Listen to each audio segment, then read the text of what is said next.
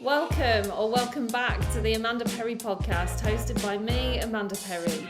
Conversations with founders for founders. This podcast aims to bring you the stories you want to hear and the people you want to hear them from. Expect practical tips, inspiring anecdotes, raw confessions, and a lot of laughs along the way. We're keeping it pretty unscripted and conversational, so I promise to ask the questions that you really want to know. Thanks for joining. Let's get into the show. Today's guest is an award-winning cosmetic dentist, international lecturer, and British Academy of Cosmetic Dentistry board director.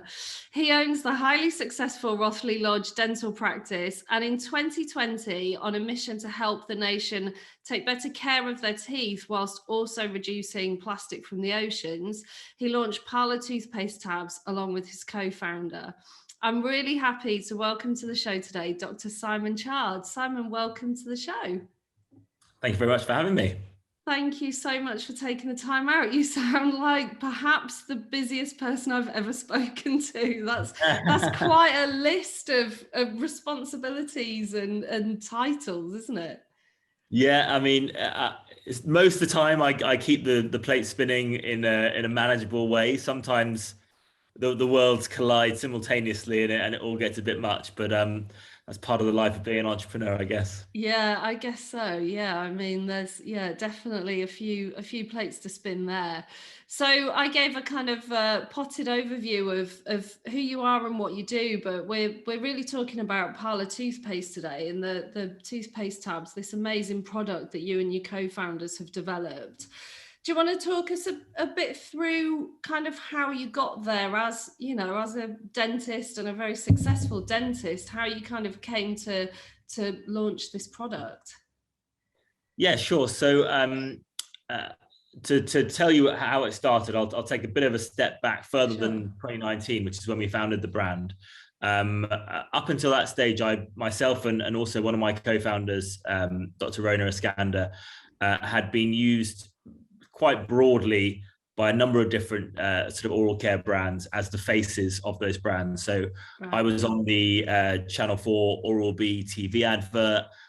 Rona had been on TV adverts for Sensodyne and Philips and lots of these other brands. And what people don't realize is that as dentists and dental students, these companies come in when you're a student, they give you loads of free stuff, you're indoctrinated into recommending and using their products. And then obviously we've all seen the adverts that say recommended by 99% of dentists, et cetera, et cetera. Yeah. And so it was quite an honor to be asked to do these TV ads and all this sort of fun stuff. But myself and Rona are good friends, and we have been for many years. And we realized ourselves a bit of a disconnect between how we were living our normal lives, our outside of dentistry lives, things like using reusable water bottles and taking tote bags to the supermarket and being cautious of our impact on the environment. But then in our dental lives, we were just giving out as much single-use plastic as possible with these toothpaste tubes, and actually being a part of the problem, recommending it to other dentists who value our opinion. And so that was something that jarred with me, and I've been pondering it for many, many years. And I think it really came to light, especially when I had my first child back in 2018. And when you hear stats like by 2050, there's going to be more plastic in the ocean than fish. That's a shocking statistic when you realize your daughter's going to be 30 at that stage. I'm someone that my favorite place to be. I'm going to the beach tomorrow. My favorite place to be is either on the beach, on the water, in the water, by the water. That's my spiritual home, I think. And so the thought of my daughter not being able to enjoy that filled me with dread. So basically, myself and Rona came together and we said, right, what can we do that allows us to continue to offer dental products like toothpaste that don't have a negative impact on the environment, but, and this is the crucial bit, still deliver on the oral care objectives that are mandatory for us as dentists, because we don't want, it's all well and good the planet being protected, but if everyone's getting decay and things like, I mean, you probably don't know this, but kids, the number one reason for hospitalization of a child in the UK is dental decay. Wow. No, I didn't know that. That's a shocking stat in 2020. And so things like removing fluoride is unacceptable to us as dentists, because we know how powerful that is at protecting the teeth. So it's actually the reason that we're called PÄRLA, is because PÄRLA means pearl in Swedish, and we felt that was the perfect representation of the two sort of sides of our brand. Number one, pearl of the ocean, an ocean focus, protecting the oceans from single-use plastic. And we've all seen the pictures of sort of plastic in fish and seabirds, yeah. stuff. But then also pearly white smiles, bringing in sort of our oral care expertise and designing products that truly work in the mouth and based on really strong science and strong evidence. Yeah, I love that. So that's how we came together. We then brought in Dr. Adarsh Thanki, who was sort of our business mentor, to help from a business side of things. And we were aware of the format of toothpaste tablets. There were a few small brands out there at that stage that were doing good things with regards to being green and eco, but they had removed all of the effective ingredients, which were what we need for the product to actually be recommended by dentists. Right. And that was the thing that we were after. So we went about creating our own unique formulation with our UK manufacturers to deliver on those oral health requirements that we had, but having really, really strict ethos towards the material selection and the sustainability of both the ingredients and the packaging. So I'll just grab a jar here. So for those of your listeners that don't know, this is what PÄRLA looks like. So very different to the normal toothpaste tube that you might be used to seeing. So what you have here is a glass jar with an aluminium lid, and then inside you have these little toothpaste tabs or tablets, which you just pop in your mouth, you chew for 5 seconds, and then with a wet brush, it turns into a paste in your mouth. Brush away as normal. So it's a different way of doing things, and we know there's a bit of a challenge in getting used to something when you've brushed your teeth hopefully twice a day for your whole life. But the response has been amazing, and we're really, really proud of the branding and the product, and we wanted to create something that looked beautiful and sort of something that people would be proud to show on their bathroom surface. I know certainly when I used to have friends around, and if they were going to use sort of a communal bathroom or something, you would hide away the sort of horrible screwed up toothpaste, little crusty. We wanted this to be a real sort of bathroom icon. So far so good. So that's kind of how we came together. We launched the product. It took about a year in the making for design and for the ingredients to be sort of just right. And we launched at the start of the pandemic in 2020. So, wow, incredible. Interesting time to launch. But really interesting time. I actually bought some. I'd spoken to Adam, your MD, quite extensively, and I'd actually bought some. And there is definitely that challenge of like getting used to it. But I think one thing that really stuck with me that Adam said that I had never really thought about or just didn't know was, we think that when things foam up, it's cleaning us, but that's kind of an added in thing, isn't it? Because of our psychology of it. And that was the main thing that I noticed with them. They're not kind of foamy, are they? You get a great clean, it feels brilliant, but you don't have that. It's a different feel, isn't it? A different experience. Yeah, and the reason for that is that, again, with the ingredients, we wanted to firstly be really ethical and not have a negative impact on the environment. But secondly, choose ingredients that were not inflammatory, not causing problems that we were seeing at the front line of our dental care on a weekly basis. So sodium lauryl sulfate, SLS, is a product an ingredient that's the foaming agent in 95% of toothpaste on the market. Two problems with that ingredient. Number one, it's made from palm oil, which causes a massive amount of deforestation. And then number two, our experience as dentists was that a lot of our patients, especially the ones with more sensitive skin, would come in and say, oh, my mouth's really sore, I can't have anything spicy, I'm getting these little ulcers, like any ideas what it is? And it's actually the foaming agent. So the sodium lauryl sulfate it's a really harsh foaming agent. It's amazing at making foam, making bubbles. Does its job really well. Nothing's good, but unfortunately it strips the lining of the mucosa, the skin of the mouth, and can cause sort of really bad inflammation, especially in patients who have had cancer. You see really, really bad reactions to this. So that's one of the reasons that we're on the C list, which is products that are recommended for people who have had cancer or going through cancer therapy, which fortunately is a growing number of us. But yeah, it's those sort of choices that make our life harder, because if I had SLS in there, the transition would be so much easier. We chose to have sort of a coconut-based, much milder foaming agent, but it doesn't foam up as well as SLS. But we said to each other at the start that we were going to be so strict on our ethics, because what we didn't want to do, like a lot of the big brands are now doing, is just greenwash the hell out of this, which again would have been really easy. Like things like recyclable toothpaste tubes, they don't work. They're not a real solution. They're a big headline, but they don't work functionally, because firstly, people don't recycle stuff out the bathroom. Secondly, to actually recycle them, you've got to cut the tip off, wash out the inside, then put it in recycling. And then even if it gets to the recycling center, the likelihood is they'll just see a toothpaste tube and throw it in the regular landfill.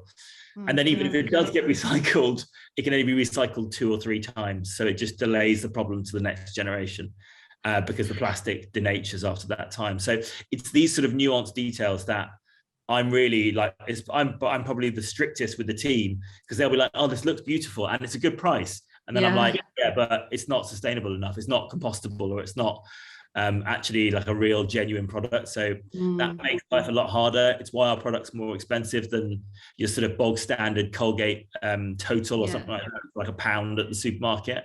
But I can sleep better at night that I'm actually making the environment, and thankfully it's been really well received, and we're now in supermarkets across the country, and it's going well. It's amazing. You've done a brilliant job. I kind of putting myself in your position, maybe this says more about me than people, but was there ever a time, like you're a busy guy, was there ever a time when you thought this is a real problem and we are in a position to fix it, but these two things of like the environmental thing is huge, then getting the right ingredients into a environmental packaging and solution, did you ever think like, nah, that's a really big problem to tackle, that I always feel like when people tell these stories and they go, there was this problem here and now we've got this business that's really successful and in all these stores,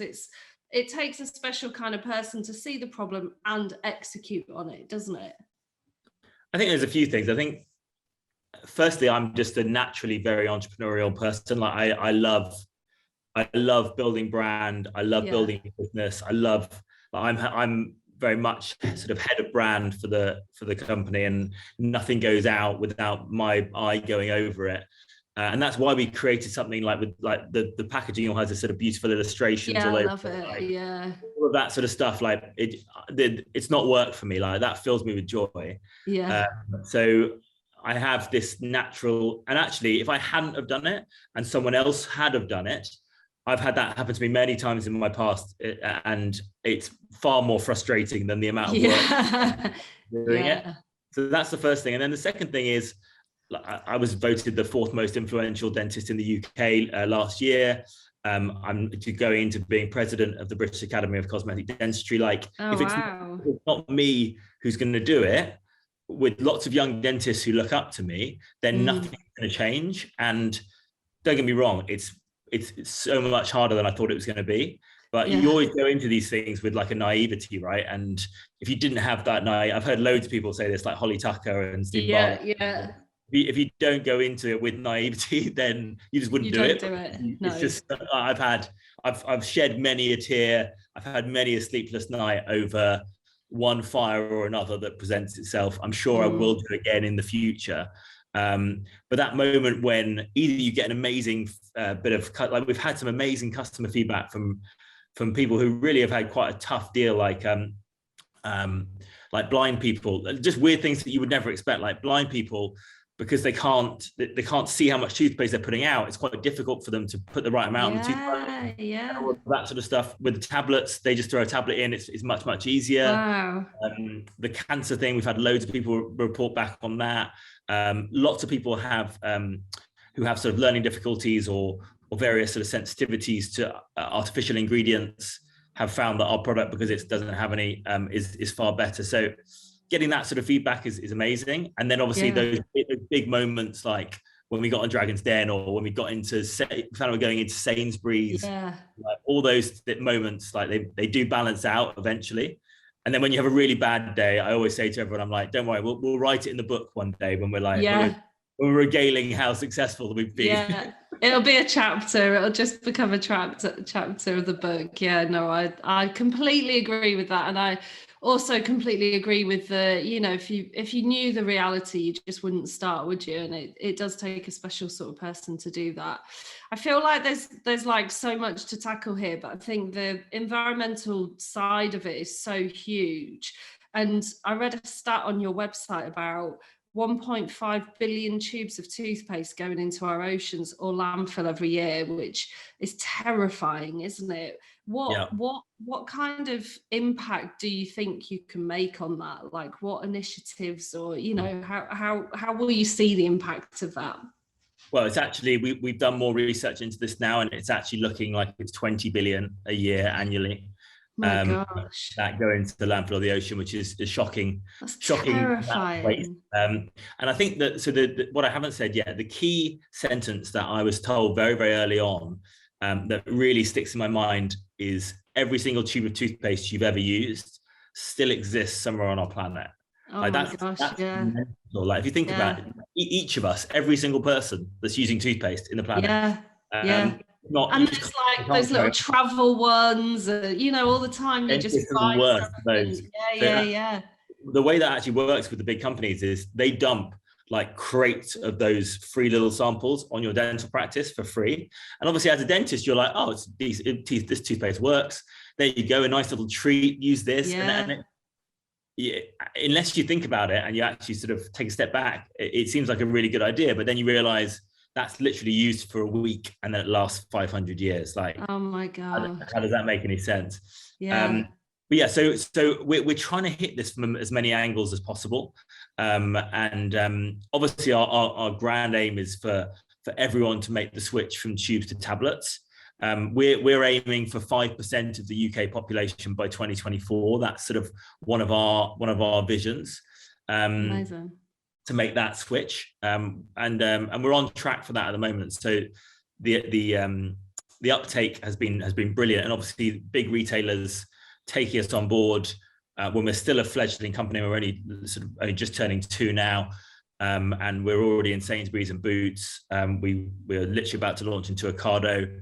That's incredible. We're another national retailer coming in April that I won't jinx by saying who it is, but massive one. So for them to take us on board really reinforces that credibility. That's been really good. And we're actually, so obviously the main aim is people just to use PÄRLA instead of their tubes. Obviously that's the whole aim of the game. And we think that toothpaste tablets will become like shampoo bars, like they will become just ubiquitous. Everyone will know what they are. And there'll be a certain percentage of the population that use them, certain population that don't. And we just need to try and convert as many people and tell them the problem as evidently and cleanly as we can do. And then the other side of it is we're trying to actually, once those tubes are being used, we're trying to grab them. So we're doing this project with Sainsbury's at the moment called Don't Squeeze the Planet, where we're actually, we've put what we're calling toothpaste tube amnesty bins in dental practices across the country. Hundreds of dental practices have, as we speak, got these amnesty bins coming out to their practices. And basically, we're getting them as our sort of ambassadors on the ground to get their patients to bring in their used tubes, dump them in the bins, and then we're going to collect all of them up, and we're actually going to turn them into something beautiful. So we haven't quite finalized exactly what we're going to turn them into yet. We're working with a company who can process that plastic. It's really hard to do, as I've already mentioned. It's not recyclable. You're going to go really sort of unique processes to get it there. But actually, you can make really beautiful products with it. And obviously, we want these products to have an infinite lifespan. They're not going to be single-use products, because that would just cause the same problem. But we want them to be something that sort of stays with someone for a lifetime. So that's amazing. What an that's incredible. And was that a collaborative thing with Sainsbury's, I guess? But that must have been you pushing it through from the dental side and from from your dental network side. Yeah, absolutely. I mean, the response from dentists and dental hygienists, especially, dental hygienists tend to be the one giving the recommendations on what toothpaste to use, what brushes to use. They're also like a really passionate group that you'll often see on Instagram. Someone will have their name like Jane the hygienist or something like that. They're proud of it, which is amazing. And they do such a great job, because oral hygiene is just still the bedrock of good oral health. And as I've already alluded to, so many health problems, so many dental problems come from not cleaning well enough, but also so many body problems. We're all about sort of whole body wellness at PÄRLA. And there's so much evidence now to show if you have gum disease, then you're 5 times more likely to get diabetes, or you're 5 times more likely to have heart disease, or these. I'm pulling these figures out of the air, but the link is very, very well known now. And so actually dental hygienists are doing an incredible job, but the response from the profession has been really amazing so far. And I think that's a key part to our success, is that when you see something new like this, most people who see their dentist regularly will go to their dentist and say, oh, I'm trying these toothpaste tablets, like, what do you think? And in general, speaking from personal experience, if someone came to me in normally and said they were using a brand that wasn't one of the big boys, I'd be quite skeptical and cautious. Because I wouldn't want them to do anything negative for their oral health. And I mentioned fluoride earlier. Most of these challenger brands traditionally have been fluoride free, which means that they're not effective at preventing decay.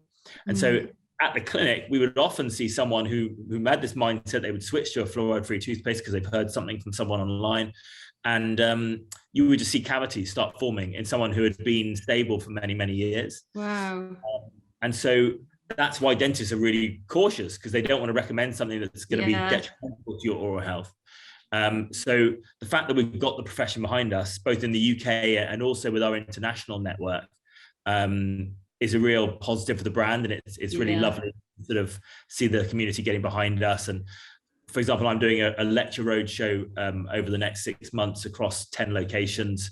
It's going to be to about 1,000 dentists. They're all going to be taught about PÄRLA. So those sort of things give us a really unique opportunity. Brilliant. Yeah, and I guess it's the kind of thing, as you mentioned in the beginning, it would be the kind of thing that if someone else developed and brought out, they would look at you or your co-founders to be the kind of face of it, wouldn't they? Or the like influencer behind it, or the person giving it that credibility. So yeah, it's brilliant that you had the foresight to kick it off. I remember seeing you guys on Dragon's Den and thinking back on that must have been, was that even before you launched, or it must have been right at the very beginning of when you launched, wasn't it, your appearance? So we recorded it in September 2020. So we've been trading for about 6 months at that stage. Right. Okay. Yeah. They actually reached out to us. I'll never forget when I got the email through. We've been on This Morning, in a plastic-free July thing. Yeah. And with Holly and Phil, and that was hilarious, watching Phil just swallow a tablet whole. Oh no, he didn't. But one of the research, obviously at that point everyone was on lockdown, so one of the researchers had been watching This Morning, seen us on there. She got in touch and sent me this email through, and I was actually on a virtual consultation with a patient. And I saw an email pop up in the corner like Dragon's Den, and I was like, no. I thought like it would be a great product for Dragon's Den, and I love Dragon's Den. I've watched it since I was a kid, so I've always wanted to go on there. And anyway, I mean, there's so much due diligence and everything that you have to get through, and they always say at every step, this is not a guarantee you're going to be on the show. Even like a week before, they'll be like, this is not a guarantee you're going to be on the show. And when you've recorded it, they're like, there's no guarantee you're going to make the cut. So it's you're never fully chilled until it's gone live. Yeah. No, I know plenty of people who have recorded and it hasn't made the show. So you obviously had enough controversy in there to make the cut. And they loved it, didn't they? They loved the product. Yeah, it went down really well. I mean, the problem is you don't see the edit until it goes live on BBC. So we recorded it in September 2020. It went live April 21. We were in there for 2.5. We were in there for 2.5 hours. Yeah. And there, definitely, I said some stupid stuff that didn't make the edit. Thank God. Yeah, no, we had a fair time, but a tough time. I think Tucker Sullivan had a dental product, so in my opinion, he had a pretty strong conflict of interest. So he came in really hard and was very negative. Everyone else was really, really nice. We went in there for Deborah. Well, we went in there mainly for a bit of PR, to be honest. Yeah. But we went in there for Deborah and Tej, because Deborah's really eco, bang on our target demographic, and then Tej obviously makes tablets for a business. So it also helped with our manufacturing side of things. And they both gave us offers, which was great. They just wanted 30% of the business for the pleasure. So we weren't willing to give that much away. But the whole experience was amazing. Like I loved it. I wish I hadn't have worn a really thick double-breasted suit, because it was 30 degrees in Manchester that day. Oh my gosh, it must have been with really the lights. I could feel sweat dripping down my back. Oh no, you were like, it's not meant to be like this. This is our moment. I thought we gave a really great representation of the brand. Yeah, I did. We nailed the pitch, and that was the bit I was most worried about, because obviously there's no edits, there's no cut. Like you can't retry. Like you have to nail it first time. And I knew my numbers, which that was sort of the area that I was nervous about. It was really good. And like Deborah said this amazing line at the end, being like, I've tried tablets. This is so much better. I hope you take over the world with this. And like, brilliant. That's all we needed. We just need that line. Yeah. That was the best. That was just a cracking line. And so it was definitely, I'm really glad we did it. I'd do it again if I had a chance. It was really fun. Yeah, no, it's a perfect product, isn't it? So obviously you didn't take the offer. What was the impact though? Did you see that immediate impact in terms of sales and PR? And I mean, we'd already done really well with PR. We've got a really great PR agent, and I think that there's just a real interest in these sort of products at the moment, that are like a really easy change you can make to have a positive impact on the environment. But the sales, I mean, by the time the show had finished airing, our slot was like 15 minutes. We'd done, I think we'd done like 2 months worth of sales, or a month's worth of sales in about 15 minutes. That's incredible. And it just kept on going for like the next month. I think we did 3 months worth of sales in a month. And then it was really great, because we just maintained, well, we didn't have a huge drop off. Like we just really maintained that baseline. And then obviously we've grown really nicely from there. We'd already signed the contracts with Sainsbury's at that point, so we were already in there. And we were we'd already locked in Boots Online. So from that point of view, it didn't make much difference. But I think the really powerful impact that it did make is that now you just don't realize how many people watch Dragon's Den. Like everyone I speak to, like if I'm talking to a creative, or I'm talking to someone like a retailer or whatever, they've all seen it. And I know everyone doesn't watch it, but a lot of people still watch Dragon's Den. And it's crazy as well how you remember, like you'll see businesses from like 10 years ago, and I'll think, oh yeah, they were on Dragon's Den. You just remember, you get such an insight into the person, the people behind it, don't you? They really stay with you. Yeah, no, absolutely. I'm the same. And I think there's a natural gravitation to want to support those brands when you've seen the person behind them. I mean, the beauty with our business obviously is we're a subscription-based business, so lots of those people who subscribe because they found out through Dragon's Den are still with us now. But it was a really great litmus test for us, just to see, right, okay, if we can show enough people the problem and the solution that we have, then will they convert, and will they make the change from tube to tablet? And it was just such a resounding yes, that like I still use that now when we have like a problem or a bad day or something goes wrong, and it's like, no, the demand for this is there. Like we just got to get things right. We just got to deliver it in the right way, and get it in front of as many people as we can do. It's just telling that story, isn't it? There's so much like education around the eco side of it, and the actual product, and the hygiene side of it. It's just about educating people, isn't it? And TV's a great way to do. And I think the thing we've noticed, we're still learning about the product. Like we just thought we would go into the tablet form because it was the only way to create a truly eco solution, like a truly zero waste solution. So our refills come out in compostable plant-based bags, and then you just pour it back into the jar, and then that refill bag just composts. So there's no waste from it at all.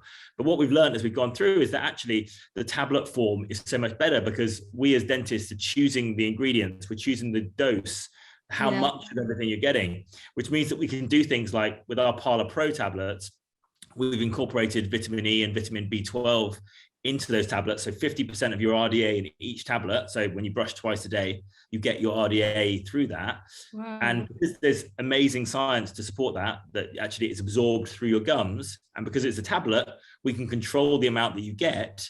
It works in a way that a normal paste never could do. So those sort of benefits that I think as you stay with the brand for a longer period, you learn, and you can sort of double down on those. And we've got some really exciting NPD coming out, which is sort of leveraging on that fact. Amazing.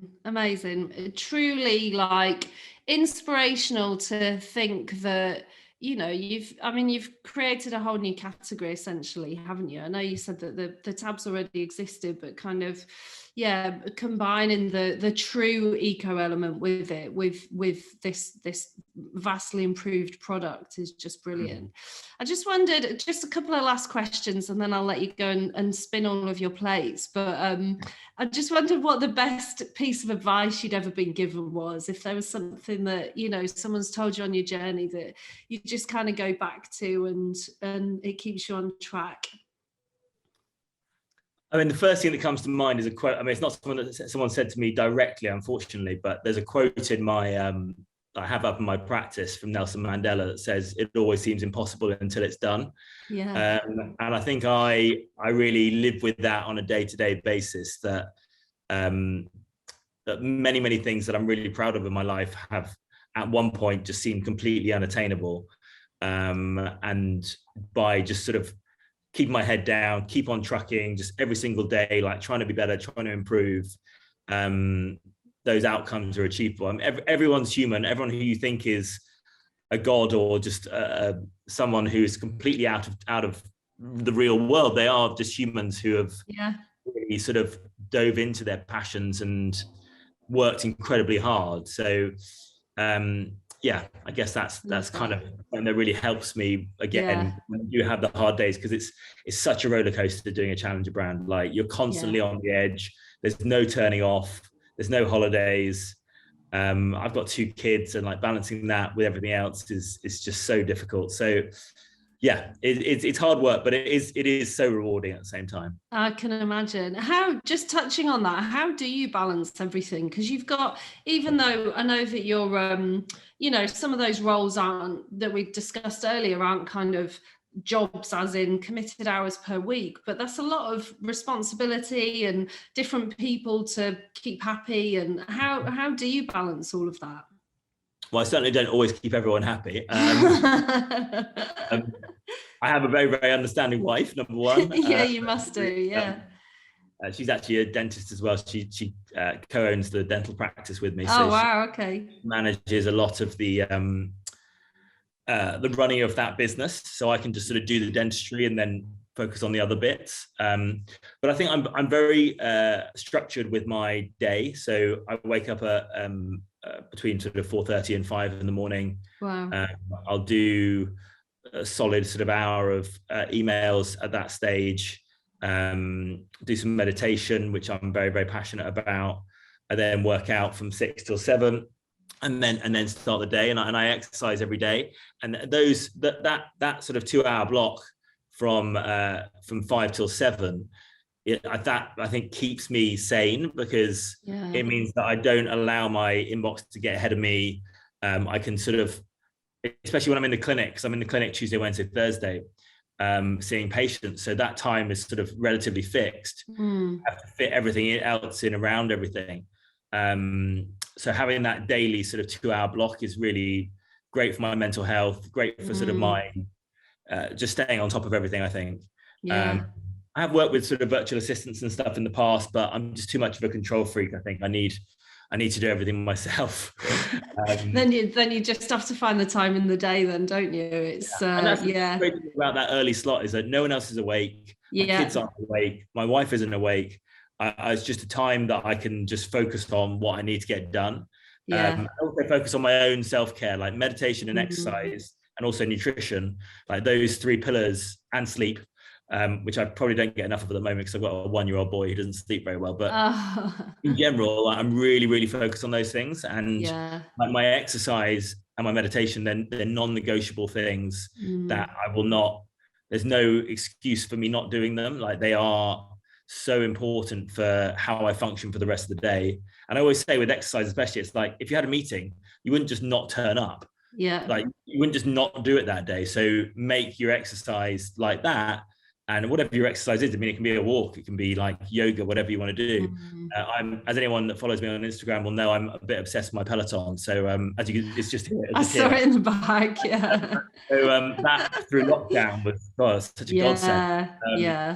And yeah, especially as a parent, it just gives you a really great opportunity to just get a really good sweat on, and yeah, for mental health, it's massive. So I guess that was a really long-winded way of answering your question. No, it's a great answer. It's yeah, something we all know, isn't it? I really admire people who have that commitment when, you know, that the exercises are non-negotiable. It's like the first thing that goes for me. I'm just like, yeah, okay, I'll not do it. That's fine. Yeah.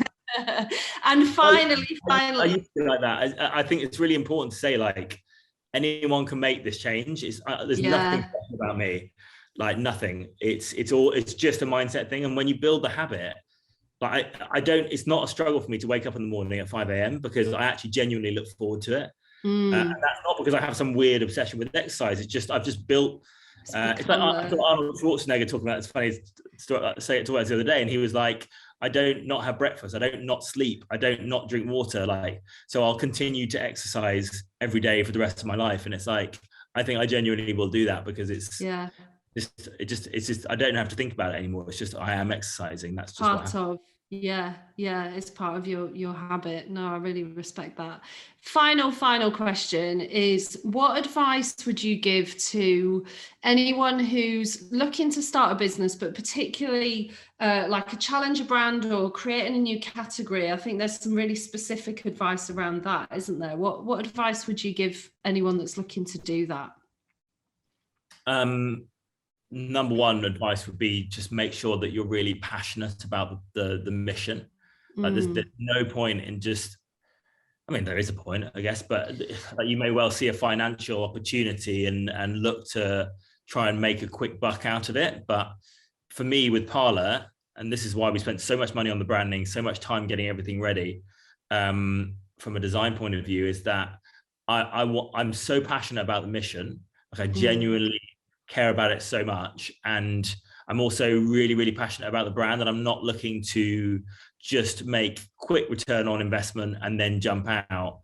I'm looking to make sort of a legacy brand with it. I think if you go into it with that mindset, because it's so easy with social ads and stuff to just be like, oh, what's going to give me the quickest sales? Because you want cash. Like you're running a small business, you need cash flow to stay alive.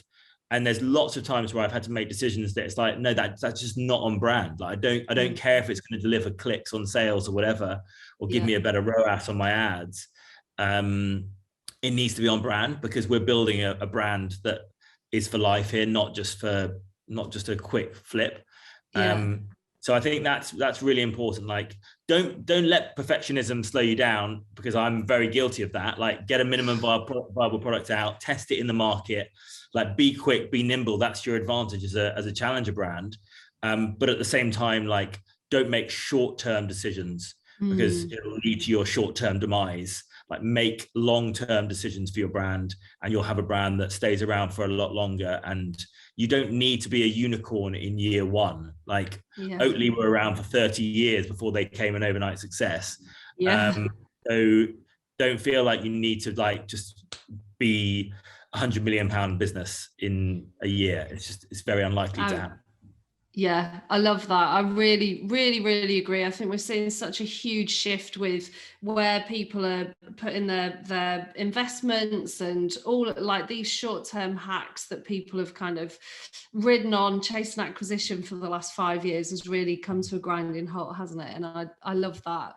the idea of, you know, not expecting that overnight success is just so true. And being on social media, it's really easy to believe that that's the case for everyone, isn't it? That everyone just kind of hammers it overnight. So thank you so much, Simon. Your stories and the generosity of your knowledge there has been absolutely brilliant. Where's the best place for people to find you? I guess there's one place for your Peloton content and one place for your PÄRLA content by the sounds of it, but where's the best place for people to come? Yeah, so PÄRLA is just at PÄRLA Toothpaste Tabs on socials, and parlatoothpastetabs.com. And as I say, available at Sainsbury's, Boots, Ocado, Amazon is doing really well for us at the moment, actually. And then for me, it's just at Dr Simon Chard. So DR. Perfect. Chard.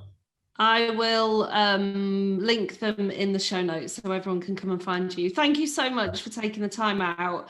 And yeah, I hope you have a brilliant rest of the day. I can't wait to stay tuned and see what PÄRLA's up to next, because I've got a feeling that a lot of people will be brushing with your tabs very, very soon. Hope so. Thank you so much. Take care. Have a good day. Cheers.